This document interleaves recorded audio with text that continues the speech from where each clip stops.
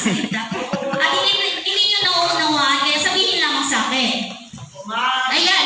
Ngayon, papapatid ko kayo sa tatlong pangkat. 1, 2, 3, 4, 5. May pamilima ka. Isang pangkat na kayo. 1, 2, 3, 4, 5. Ikalawang pangkat. Dito, pumunta na kayo dito.